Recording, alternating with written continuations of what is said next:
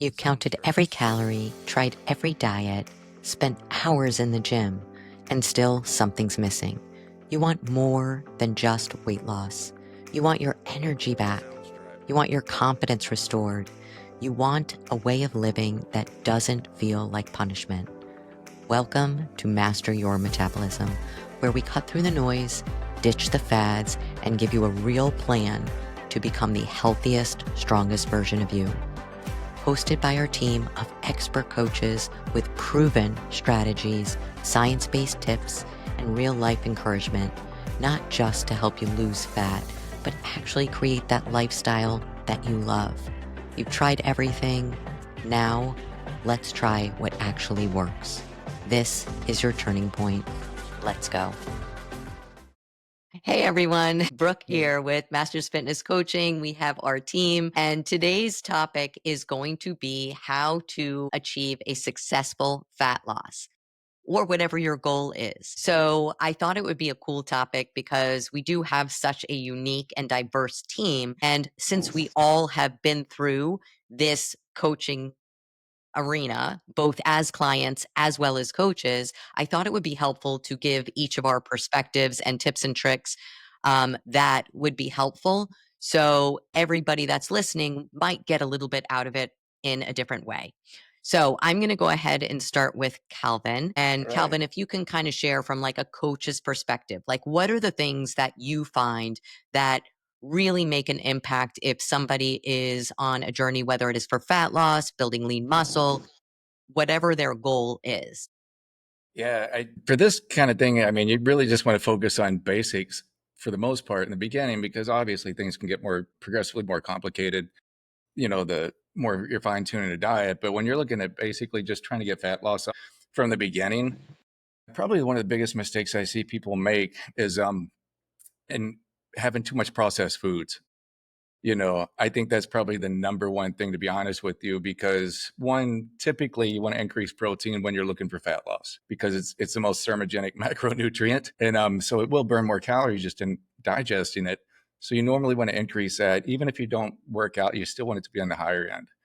So what can happen a lot of times is they have a hard time getting the protein in. So they'll end up buying a bunch of high protein bars and snacks and this and that. And I've seen people not even eat one source of real protein, and they're getting it all through this, which is going to end up causing a lot of inflammation. It's probably going to keep you from dropping weight, So that would be the number one thing, is just cleaning that up, just trying to get the processed foods out. Ideally completely, but I know how difficult that can be, but just limit it to something like as a backup. So say like if you're out one day and you didn't have time to meal prep, maybe bring a protein shake with you or have a bar, something like that, in hand. Now that's an emergency thing. That's break glass in case of emergency, have that. That's not something you program into your daily diet. Although protein shake's okay as long as it's clean. But also going in with proteins themselves, a lot of people end up going in the fatter end with proteins, and this is an issue because you'll tell somebody, say they're just kind of getting their journey started and you want to keep things simple, and you're like, okay, let's just focus on proteins for right now. But if that protein comes with more fat than it does actual protein, what do you think is going to happen? You're going to have a ton of calories added up, and you're thinking, well, I'm just hitting my protein and am I getting a lot of other things? But if you think about, like, for example, the carnivore diet, that's all protein, but if you look at the amount of fats that come with that, it's a lot of fats, right? So you kind of want to keep that in consideration. So my advice on that would be to stay with the leanest protein sources you can. Chicken breast is great. Lean ground turkey, great option. You can do egg whites. If you can handle dairy, Greek yogurt's a great source as well. But try to stay in the leaner ends, because ultimately you want to have better fats in your diet. You don't want to get them all from the meats, because this can, over time, and I know there's going to be somebody's going to argue with me with this, but it can lead to inflammation over time. So it's something to kind of consider with that. So keeping the protein sources lean, get the garbage food, the fake foods out of the diet. And, this would be some pretty basic steps that I would really encourage, you to kind of put into motion right out of the gate if you want to see the fastest results. Yeah, agreed. Agreed. I like fish also. And if you do get, some types of fats from fish, salmon has really good omegas. So those are super helpful in bringing down inflammation. So those are really good options Yeah, as I think well, salmon's like a superfood. It really is. That's the for best fat sure. you can put in your body. You could eat that every single day, where you can't eat a lot of fishes every single day because you have to be careful with no mercury. But salmon's, it doesn't stick, because of the type of meat that it is. Yeah. So that's a great source. For sure. I see the same thing also with clients with menopause, that having more of whole foods. And when I tell people whole foods, it's really just single ingredient foods, is how I tell them to do it. And when you have more of those in your diet and start crowding more in those diet, you'll notice that you don't have as much of the other garbage. And also fiber rich foods are another one that are super helpful. Finding foods that have a lot of fiber to keep you full. And the proteins also keep you full. So you find like you won't be craving as much because you have more of those things in the diet. And I think also consistency, being consistent with what you're doing. So it's one thing, like you mentioned, every once in a while to be having a little something. But if for the most part, you are following, for the most part, you are having whole foods, for the most part, you are following your macros, staying in calories, you will see a change in a result. Absolutely. Awesome. Cool. All right, I'm going to go with Whitney. And Whitney is one of our coaches. She does postnatal nutrition and training and pelvic floor dysfunction. And she also had her own transformation. Being a mommy of little ones, I thought it would be super helpful for all the mommies out there that struggle with, a lot of times what I hear from clients is, I don't want to make different dinners for my kids and something for myself. I don't want to have to like do these things. And it's really hard for me to put myself first when I'm trying to do something like this. So, what are some tips and ways that you have found that made it easier for you or your clients? Yeah. So I think the biggest one for me, I mean, I will say on the like positive side, my kids are not super picky eaters. So I can get them to eat like a simple chicken. They like about two vegetables, but cool. And then, they love rice or pasta, or they love the protein pasta, like the chickpea pastas. So I just make one meal. I make a large batch and try to use that to kind of portion out over a couple days. And that's just for everybody. And I do have, kind of the rule of like, if you don't want what we have, there's like one or two options, but I'm not, I get that. There's no time or energy left at the end of the day to be making meals for everybody, and there are times where I do plan ahead and I will make separate meals for myself, especially for really dialing things in. And I think another big help, and this has helped me, but it's also helped a lot of my clients too, is just really planning out what that looks like. And you plan it just like you would the rest of your day as a mom with little kids or older kids. Like, it's all about scheduling and planning. So whether you have the extra help in the evenings or maybe in the mornings or on the weekends, just taking some time, and it doesn't have to be any crazy like portion everything out into like labeled containers. It's just like throw a bunch of chicken on the grill or in the oven, or in the Instapot. I love the Instapot or the crock pot, and just let something cook, and even if you just have your proteins, you can kind of build around that. I love too, like the frozen vegetable baggies, because they're easy and they're quick, and frozen veggies are just as nutritious as regular veggies, if not sometimes more, because they're frozen kind of at their peak of freshness. But the main thing is they're nutritious and they're easy to cook. So I just try to say, simplify your meals as best as you can. And if your kids are picky eaters, or you kind of know that you need to eat differently than the rest of your family because for whatever reason you get pushed back, some people don't have the support, or, families that want to eat like healthier foods. And I get that too. It's just like try to simplify it as best you can, and, find a method that works for you, whether it is that batch cooking or whether it is that, prepping little things that you can kind of grab and go throughout the day. And another big thing that I will say too is like be very mindful of the bites that you have of your kids' foods, Correct. because Correct. that is a sneaky one.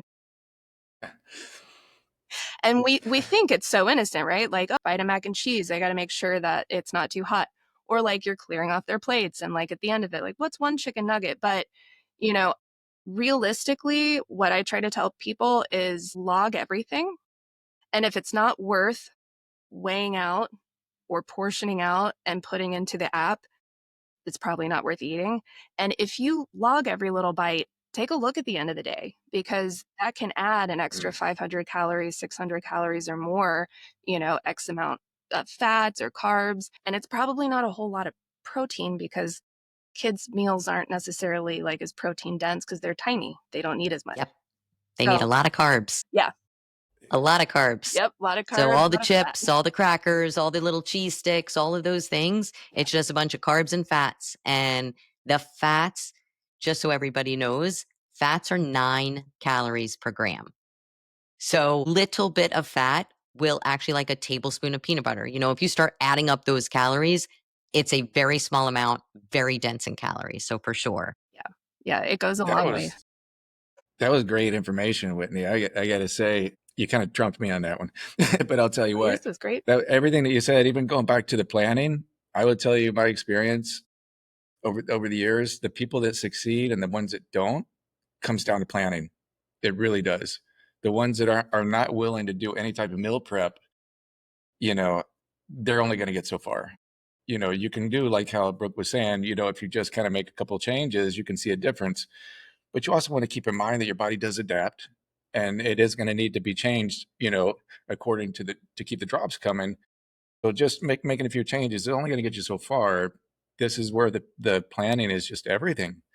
Because if you don't plan, you're just going to fall victim to wherever you go, whatever food they have, and it's not really taking the plan seriously, and so it's going to affect the outcome 100%.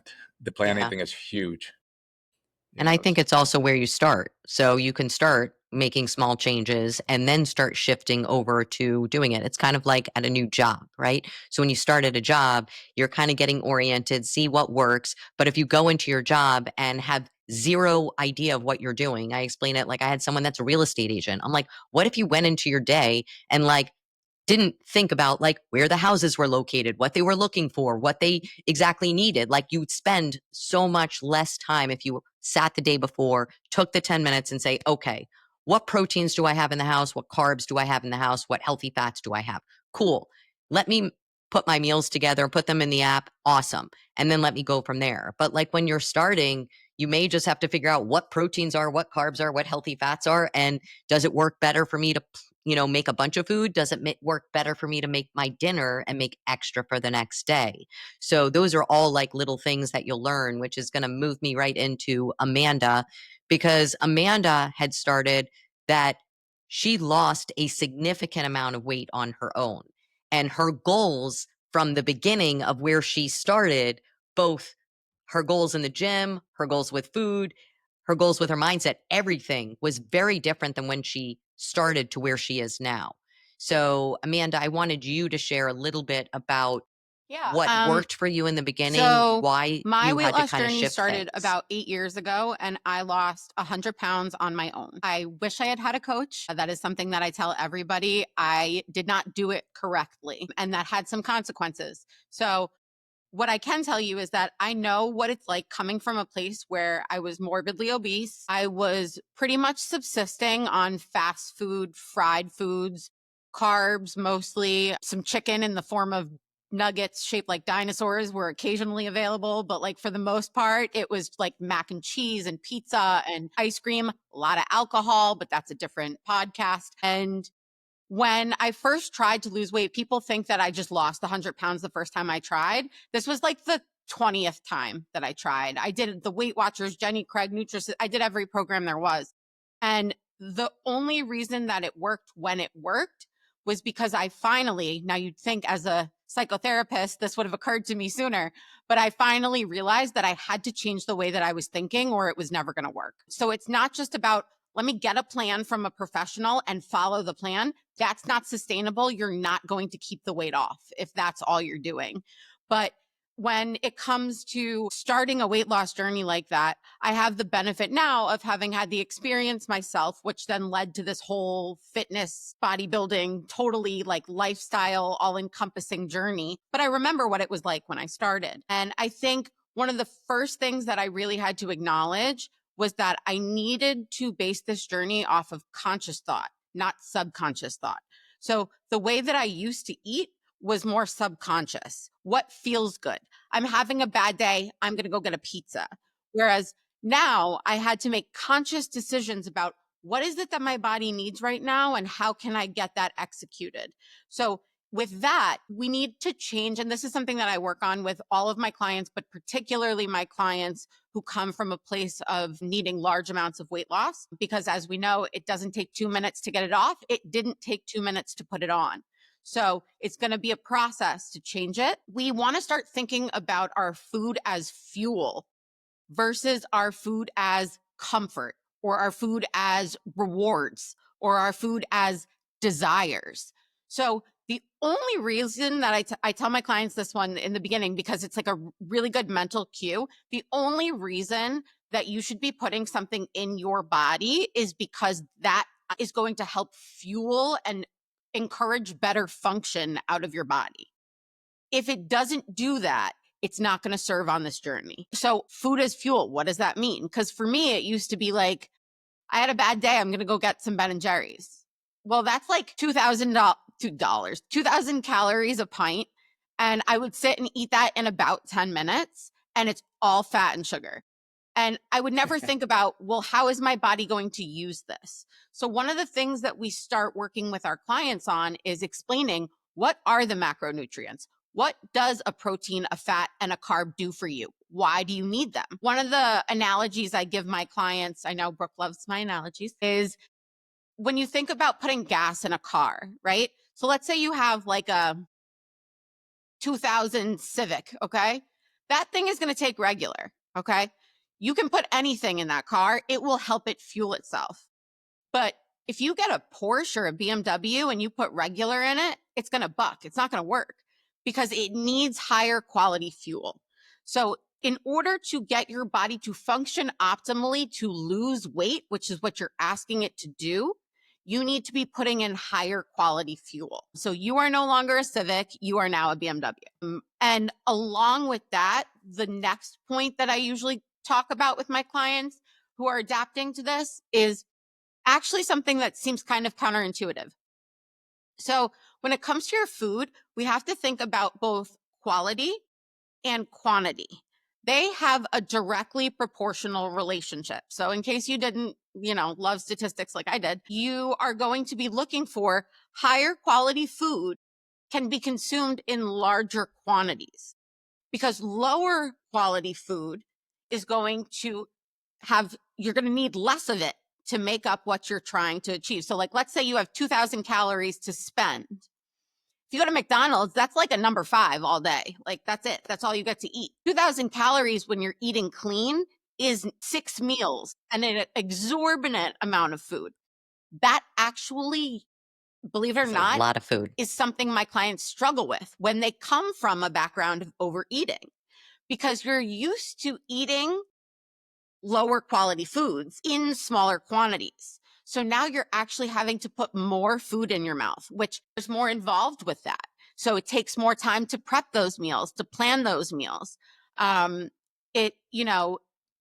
have to have multiple meals per day versus before when I was heavy, I think I only ate maybe twice a day. I eat 7 or 8 times a day now.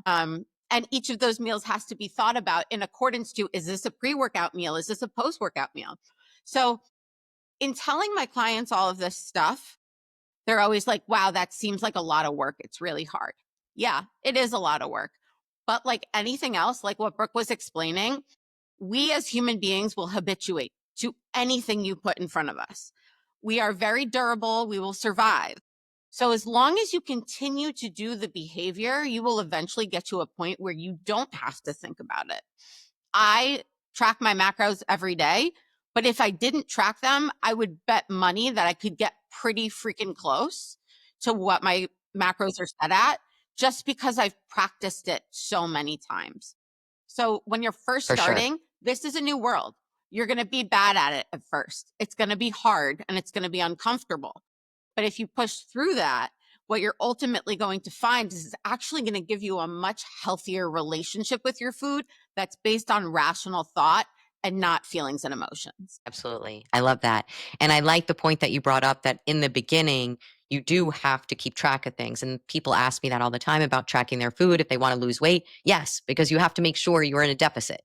But the goal is to be able to get you to a point that you kind of know what your meals feel like, what your meals look like, what it feels to be full after a meal, how many meals you eat in a day in order to maintain. So the ultimate goal is to be able to get you to a point that you can coast.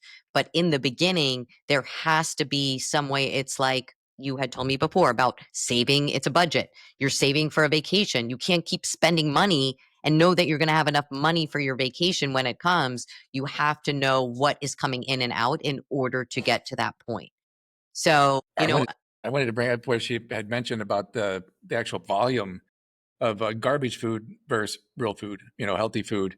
That's such a great point, for people to think about, because when you do clean your food up and you eat healthy, there's a lot more volume on it. And it can be like when you go to reverse somebody that's just been eating junk food, it can be hard unto them to even have to adapt to that. But it works in your favor when you do go into a cut. You realize that, you can eat 2,000 calories and it's still a lot of food, it's a good amount compared to before. And that's kind of circles back around to the processed foods, to the garbage, because it's not just the carcinogens in it and all the stuff that comes with it. It's also the fact that it makes you hungrier because it's not real food and your body is searching for nutrients on top of that. So they'll like this small or whatever meal that's just very calorie dense. And now they're hungry again, an hour later to have another meal. And that's kind of the will that kind of goes with processed foods, and things like the Happy Meal that she was referring to. Anybody that's had McDonald's knows they get hungry again, within an hour later. So, but at the same time, you're going to be way more prone to just going way over calories with eating those foods. So that's another reason why you kind of get that out, so you can actually budget things throughout the day and feel better and have sustained energy. You're not going to get the drops in energy that you would normally get, the huge insulin spikes, all the fun stuff that comes with it, So that was a great point that she brought up. Thank you. And I think also is, when she had started, right? And what her intention was and why you're getting started. So I love David does really well with this of talking to his clients and really getting to the point of why they're starting what they're doing. And David had an amazing transformation and really had a great story of where he started and why he wanted to get started. Because in the very beginning, he just wanted us to help him with his macros a little bit. And it shifted a little bit and really got to a point that he made such not just an external transformation, but internal transformation that really allowed him to see that changing your physique and really setting a goal for yourself and reaching that goal and how that can switch and how that can change things. So I wanted David to talk a little bit about that. And also another thing David does that I think is challenging for a lot of people is he travels a lot. So with what he has done, some of the tricks that he's learned along the way to be able to help him to stay on track while he's out of town. Thank you. I guess I'll start with the first part, which is the why. The why is the hardest part. It's something you have to search for. It's something you have to look inside of yourself for. And it's not that easy. It's not just, I want to look good or I want to drop weight. Because if you do want to drop weight, then what? For me, it was initially, I was a CrossFitter for 5 years and I left CrossFit and I just wanted to get back on tracking macros and I wanted to start working out differently. And I remember in the first conversation I had with Calvin, he said, you should do men's physique competitions. He knew me for like a hot second. He knew me for a hot second. And I'm like, I don't think so. But then in that very same conversation, something switched in my head. And what switched in my head was something that I had always thought about, but didn't have the confidence to do. And I didn't have the confidence because I didn't have somebody that was going to help me through the process. And, I did a lot of soul searching in those 2 minutes that I said, but it really changed the trajectory of my life. I do remember though, 6 months later, having my coach say, that he had a bet with his wife that this guy wasn't going to follow through. Well, it wasn't that simple, He lost the bet. That was just the short of it, really. He lost the bet. But, through the journey of, competing is not for everybody. And whatever it is that you want to, you got to really think about why you want to do it because things get hard. Life happens. Challenges come and go. And it's your why. And I hate to use corporate speak, but it's your North Star of what's driving you forward. What is guiding you? And that's your why. And yeah, have there been ups and downs with me for the past 5 years? Absolutely. I would be a fool to say that it's been sunshine, rainbows, and lollipops, because it has not been. But every time that it got hard, because it got hard, I would think about what's my why. I would have to look inward again and figure out what's my why. Has that changed? Is it the same? Your why can change. That's okay. What you started out doing, through your journey, you might say, you know what? I want to do this. This is my why. As long as you have a solid foundation and a solid why, you can move yourself forward. And for me, it's changed over the past 5 years. But one thing that has stayed the same is I've always searched for that why. And that has continued to move me forward. Now, in these 5 years, I travel a lot for work. And travel is hard. Travel is hard when you are used to routine. Travel is hard when you crave routine. Travel is hard when you can't make your food. And, one of the things that I do, and one of the things I talk to my clients about is, what do you do when you travel? How do you plan? I think Amanda said plan and execute, or maybe Whitney did with trying to figure out food for her kids. It's plan and execute. You can only be successful if you plan. And when I travel, there have been times I've traveled for a week at a time, sometimes locally. So I bring my food, I make it in advance, and I bring a big cooler. I know that's not for everybody, and that might sound a bit extreme. But what I also do is I pick hotels that have refrigerators in them. I pick hotels where hopefully there's a supermarket nearby. I pick hotels where there's a gym nearby, because for me, that consistency helps me stay on track. The routine of going to the gym helps me stay on track. It helps keep me grounded. When I go out for client dinners, because I go out for client dinners, I think about the food a little bit more. I think about my choices a little bit harder. And I always focus on, first things first is lean protein. Lean protein is the foundation for every meal.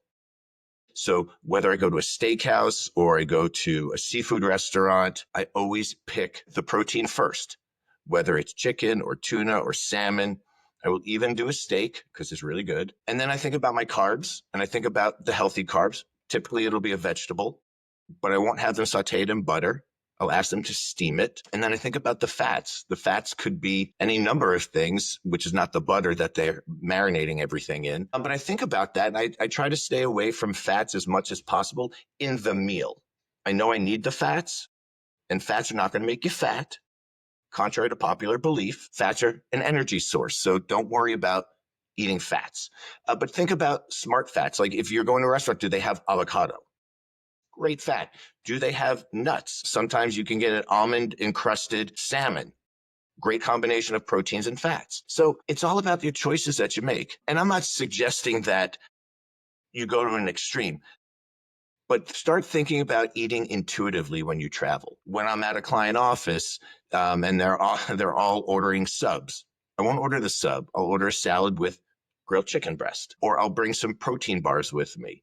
And I do travel with my protein powder, and it's a meal replacement stuff, because I know that's consistent. I know that I'm going to get the protein that I need. Are there times when I don't follow it? Absolutely. I am not perfect. Do I beat myself up?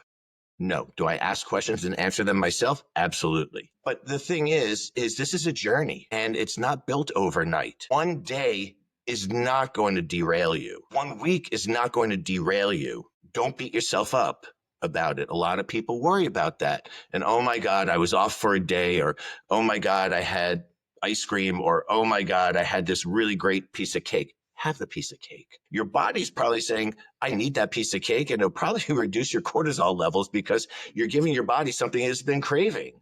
It's not a bad thing. It's not a bad thing. It's a bad thing if you beat yourself up about it. It's a bad thing if you're guilting yourself or you feel guilty about it. Don't feel guilty about your choice. Learn from it. Learn from it and say, okay, I did this today. Can I be better tomorrow?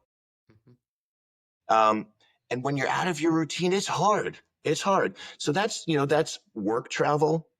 And then obviously there's vacation travel. Go on vacation. Enjoy yourself. 1 week of vacation is not going to derail you. But eat intuitively. Think about what you're eating. You're going to celebrate an anniversary. You're going to celebrate a birthday. You're going with the family somewhere. Have fun. Don't go hog wild, but Correct. have fun. Correct. You can always get back on track if you remember one thing. That's your why. Why are you doing this? That's going to guide you right back to where you want to be. So go travel. You should travel. You should want to see other cultures. You want to see other places. You want to get out there. Just come back. Come back to your why. Yeah, I that's love that. great. I had a couple of things I wanted to touch on that he said, that really kind of stuck to me is one about the why, about how it can change. And so I think that's something a lot of people don't consider. They have that ultimate why of what they're going into with it. And in a lot of cases, you hit that why. You hit it. Now what? Now you have no direction going. But I think the fact that you can switch what the why is a way of seeing that you're growing, you're progressing. You're on a journey, and so you change paths, and that's part of it. So what you envision with yourself, you probably, if you're going through the process and you're doing the things right, making, moving forward, dropping weight or whatever the goal is, your why should change because you're starting to realize you're capable of more than what you were Right. when you first got started. So you probably shot that goal a little bit lower than what you think. We maybe kind of set that restrictor in there, and you're like, whoa, wait a second. Because I know with David in the beginning, it was just getting on stage, right? And that was the whole big thing is the whole feat with that because he was such an introvert.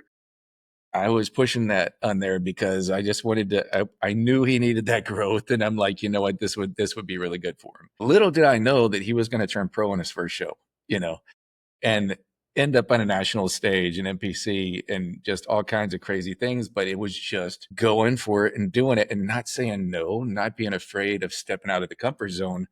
That changed everything, but I think outside of the bodybuilding aspect, it's like, wow, I did that because I went in an uncomfortable place and I gave it a shot and look what happened. Wow.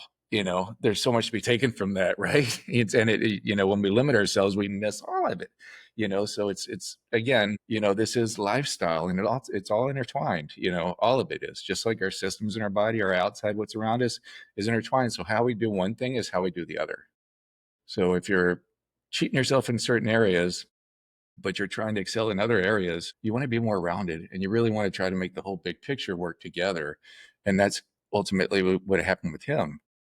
So that's progression when you see a change in a why. The other thing that I wanted to bring up too is the traveling, because I know how much he travels. And so I also know how strict he is when he needs to be. Like when he's in prep, he doesn't deviate, and that's one of the reasons why David's transformations always nail it. Very little effort on my end, because of that. But I have to ask you, knowing that you go out of town a lot and these business trips, have you ever had anybody that's ever messed with you, and given you resistance?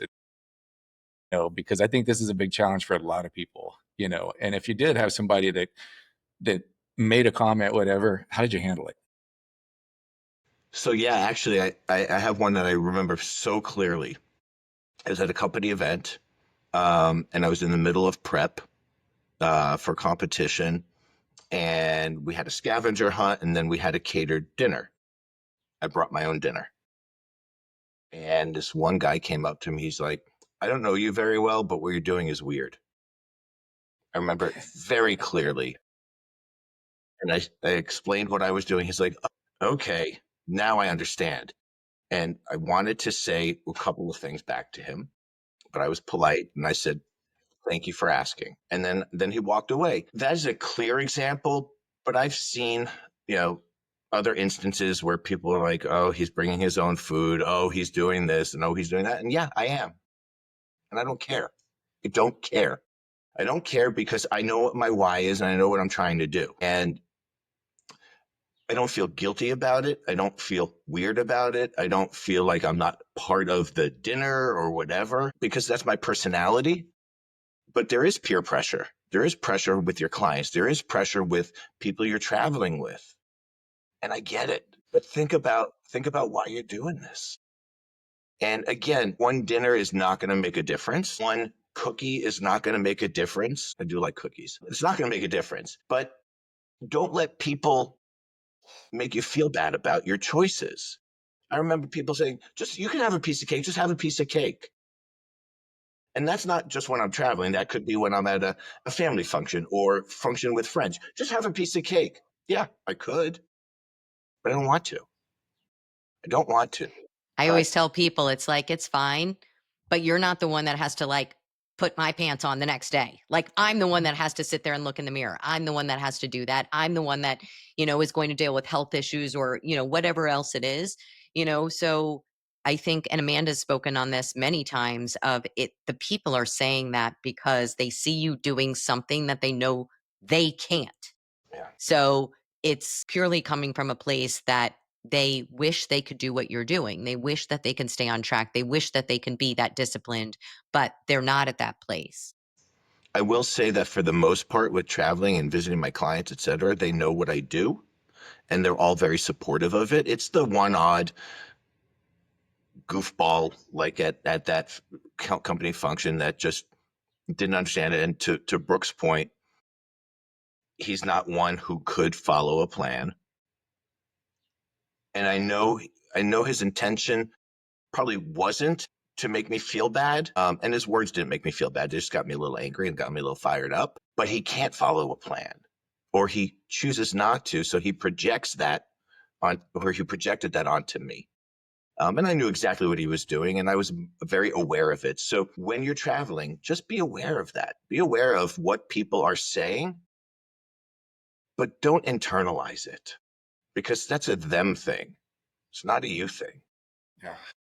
And there's going to be a lot more of them than there's going to be of us, because the people that are doing the things that we're doing is a very small percentage of the world. So that's not something you should try to hide. It should be something that you should be proud of, Yeah. so expect it. I know Amanda could go on for a full hour about this, with all the things that she's been through in her journey. She's seen both sides. I know she's seen how people treat her when she was overweight to how they treat her now. There's big judgments in every single direction that you go. There's big judgments. But that was my bug killer. There's a Are you fly. okay in there? It scared me. I'm okay. Nobody is worried. But yeah, so there's going to be judgments no matter what you do. That's one thing to understand, is that you could be doing things wrong and you're going to get judged. You could be doing things right and you're going to get judged. So you got to be you. You got to do what's right for you. You got to do what makes you feel good and be proud of it. Lead, don't follow, do the thing. And the people respect that about you, kind of like what you said, David. Now everybody that you work with knows you. They know that you do it and they respect it. That's David. That's a part of who you are, right? So it's a lot of people should understand that, because they will deal with this in one way or the other. And So something else that David was talking about, one day is not going to kind of destroy things, unless that one piece of cake turns into like 6 cakes, that's one thing. that's But another that's another podcast. But, Amanda talks about this all the time. And I have so many clients, especially, I don't know if it's just the women in menopause that I'm dealing with in perimenopause. And it's just like, well, I messed up. So I just went ahead and like just the rest of the weekend and I'll just start again on Monday. It's always that all or nothing. Either I'm 100% on point or it's a nothing. It's a wash. And it's hard to kind of get that middle ground, that gray area, and understanding. And it's when they reach that and say, you know what, I did it, but why did it happen? Like you said, why did I do this? How can I make a different choice next time, right? Do I need to figure out and remember why I'm doing what I'm doing? In the beginning, my why was very much of, I lost my mom and my best friend. Like, I wanted my health in a good place because I don't want my boys to see me sick.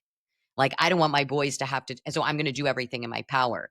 It shifted and then got to a point that, now I got my health in a good place. I started seeing my body change. Now I want to see what I'm really capable of. And it does slowly change and modify. And each time I've tried to just improve myself. Now I'm working on my stress. That's my biggest challenge. You always find those areas that you want to improve and you want to tweak. And that's really when you get to that point and become that person that just always wants to improve and get better. Like Amanda's goals, I know what she told me in the beginning, her first goal was like not to eat fried shit. Like that was her goal. Like now It's like from playing in a sandbox of a gym to where she is now and lifting the way she is now, it's just she keeps setting goals higher for herself. She keeps doing things to try and get better. And there's nothing wrong with that. And it is a very small part of the population, the people that get that. And those are not the people that are saying stuff to you. Those are the people that are cheering you on. Those are the people you want to surround yourself with. So there's not as many of those people around, but that's why in our group specifically with our clients, we've created a group that people can come to, that they can have those people that understand it, that get it, that know the struggle, that cheer them on and help them. Because I think that community piece is something that helps clients become successful in whatever their goal is. So I know Amanda wanted to chat real Yeah, quick just on the from a black and white psychological thinking, perspective, because that black and is white part of thinking, all or this. nothing thinking is actually very normal. It's protective. So the reason that we like things black or white is because we understand them. Gray is confusing. So the reason that our brains do that is to protect us from having to deal with the unknown, which sounds kind of nice. But when you think about it, the unknown is where we find what we're looking for. So while it's protecting us, it's almost like that mom who has like a little one that like is scared to go to dance class and she's like, okay, you can stay home forever. No, you need to push her. She needs to go. So I was that little one, by the way. But so my point there is that the all or nothing thinking is very normal, but we have to both be able to recognize it, then implement a plan to not utilize it as a protective mechanism. So the things that David was saying, because David was at a point in his life, which obviously had increased over time, where he was pretty secure in himself. Obviously, he became more secure. But I'm thinking back to when I first started and I was completely insecure. I was very overweight. I had no ability to understand macros or training splits or anything. It was very uncomfortable for me. So there was a lot of black and white thinking there and a lot of self-sabotage.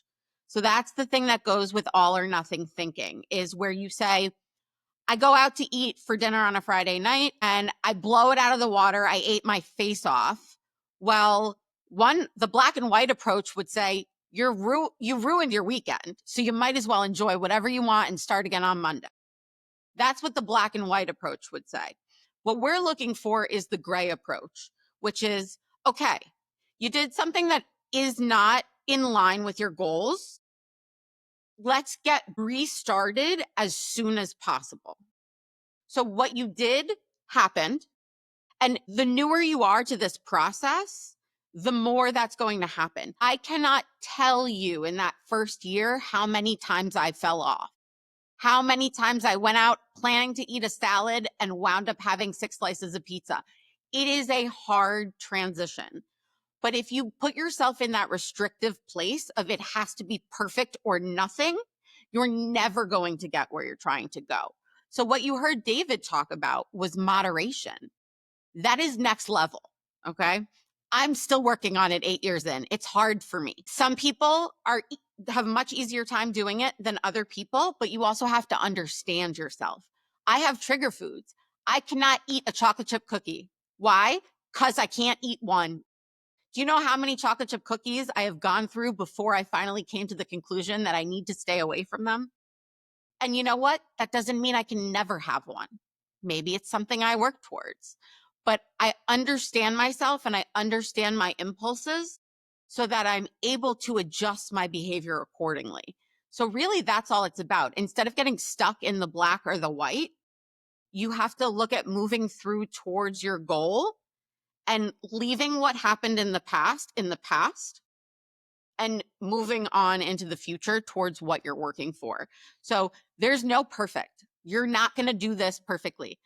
David and I have a competition where our macros have to zero out at the end of the day. And you know what?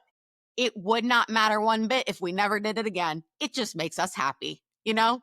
So Again. there are a lot of things that we get in our heads that like, I'm going to lose weight. I have to do this perfectly. Mhm. The more rigid your plan, the less likely you are to succeed. You need to learn how to adapt and adjust and pivot, because anybody can follow a plan on a good day. But when shit hits the fan and you are stressed to the max and there's a Chick-fil-A right next to you, you need to be super strong to go get your meal plan. So that's how you make this sustainable. Is all or nothing, black and white, does not work. It has to be in the gray space. You can try, it doesn't work. Yeah, because you can't do one Chick-fil-A nugget. That's something I know. It absolutely Yeah. not. And I could do moderation all day. Chick-fil-A nuggets, I tried one time to do one nugget. It is not a possibility. It must be a full box. I know Calvin's trigger food is Reese's peanut butter cups. I can't buy him. There was a big bag. They were all gone. So last time you said that, everybody started giving me Reese's cups. Everyone. And then Why? Amanda bought him a Mean bag, and the whole birthday. bag gone. I looked in the garbage, and there's like a whole container of I wrappers. can't He not can only eat have them. one 2-pack. That's it at a time. That's all he's allowed, because if it's in this house, he will Yeah. find it. There was another bag of Halloween candy in the laundry You room. could drop it on the floor. I'm picking it up. I don't care. Yeah. I'm But the I'm same going way to tell with you, just for the record, I'm going to put this out there. Chick-fil-A is not healthy food. How It's many of you not. guys have had people say, well, I was out, but I got Chick-fil-A. But I got Chick-fil-A. It's okay. Oh, no. It's not a healthy alternative. They mean well. They're nice people, definitely. It's cool that they take Sunday off, but they're not healthy. Neither is Reese's. I get it. Yeah, Whit. I just wanted to kind of add something, or like really just piggyback off of something that David said and Amanda kind of went with like the moderation too, because especially like traveling for family, I get that a lot with the moms that I work with. And, they come to me like super, not like panicky, but everybody's worried. Stressed. Yeah. I'm going on vacation, and I love what David said, because it's like, I tell them the same thing. It's like, eat the way you would normally eat most of the time. But like, it goes back to your why. Most of the people we work with are not, Jumping on in stage. prep all the time. Like if I'm working with moms, it's like your why is so that you can enjoy your life and feel better in your body, but you still want to enjoy this time, your vacation with your family, And be present. Yeah. Exactly. Be present. Have a meal that you're not thinking about all of this for, and like David said too, it'll probably do your body good because you're letting go of some of that stress, but like be on point most of the time, do the best you can at the restaurants, order the steamed vegetables, pick the proteins, Baked but like, potato. Yeah. yeah. Like I'm a dessert person. I do have cake every once in a while when I'm out with my family, 80-90% of the time I don't, but I want to enjoy time with my kids.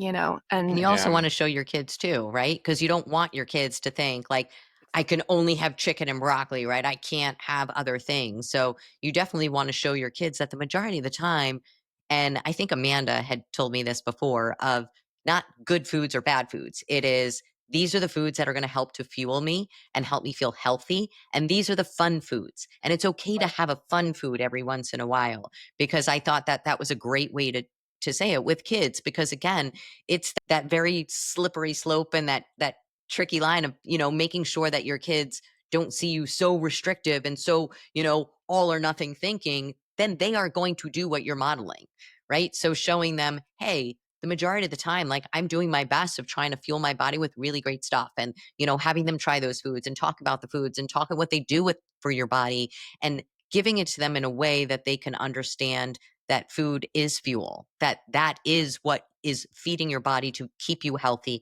to keep you in a good place. And the mommies, most of the time, I want to stay in a good place because I want to have energy to work, to hang out with my kids. I want my kids to see me in my best self. I don't want to be dragging ass, like, and them see me sleeping all the time and not have the energy, and to be not happy with how I feel and how I look about myself, look and feel about myself.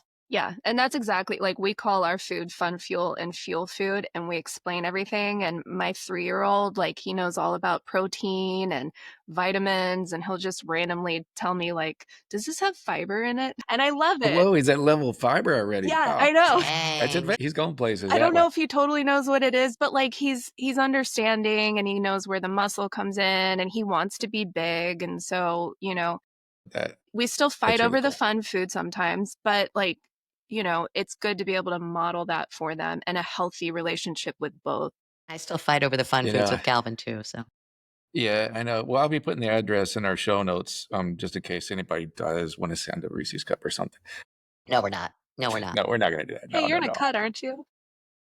Yeah, but that's an interesting thing that you bring up, Whitney, because I have, it's funny because you hear different sides. Like you hear the people that kind of are on the outside of what we do, and they're like, well, kids should be able to eat what they want, and you're going to cause issues if you tell them they should have this and they shouldn't have that. That's the biggest baloney. Learning how to manage your food and learning what's healthy for you and understanding macros and those things is just as necessary as anything else that you teach them, and probably on the top 5 of the most important things you can teach them. Because at the end of the day, all you got is your health. And if they don't understand the foods they should be eating and shouldn't be eating, then where, what that leads into. So the fact that, he's even taken, well, you're leading by example, so that's the thing, is he sees it. And any parent knows that kids are probably not going to do what you tell them. But when they see you're doing Sure. something that you enjoy and that looks right and looks like makes you feel good, they're going to take interest in it. They see that, they watch, and so the fact that he's even doing that shows, that you're doing something that is good. And that's great. I mean, you don't have to, they ask questions at that point, so I think that's huge. And with your He'll be in a good kids, place. something to He'll be on the remember, team with us because soon. Yeah. I can Brooke see brought that. it He's up. next. Watching, they're Awesome. watching, and a lot of times that's learned behavior, which means they're going to mimic you. There's an alternative to that: rebellion. So if you are hyper fixated on calories and healthy foods, you wind up with a 20-year-old who goes crazy and eats their face off because they've never been exposed to those foods. So you have to be careful what's available and what's forbidden, because they are always watching and they're always listening. Yeah, great advice. Great Yeah, advice for sure. That's big. Balance. You still want him to be a kid, but it kind of circles back around to what we were saying, have the cake when it's time to have cake, if you're doing the right things, that won't hurt you, so it is, but it is true, you push them too far, they're going to rebel, they're going to come back. So, and what I've seen at least is that they do watch, and as long as you still look like you enjoy what you're doing, and you're happy with it, they're going to want a part of that, no matter what it is, food or anything. For sure. So training, all our boys are working out now, finally, all 3. So Hallelujah. All right. Well, thank you guys so much. I think that this was super helpful for people. And I am going to go ahead and wrap this up. Thank you for everyone for joining us, and we will tune in next week. all right, bye-bye. Thanks for tuning in to Master Your Metabolism. If you found value in today's episode, it would mean the world to us if you'd hit subscribe and share this episode with someone who could use a little guidance in their health journey. Ready to take the next step? Head over to www.mastersfitnesscoaching.com and you can book a free call right from the site so we can chat about your goals and how we can help support you. Don't forget to join our Facebook group where we're sharing coaching tips, support, and tricks to help keep you on track and continue making progress. You don't have to do this alone. We're here to walk with you every step of the way. Until next time, stay consistent, stay kind to yourself, and keep mastering your metabolism. Let's do this together.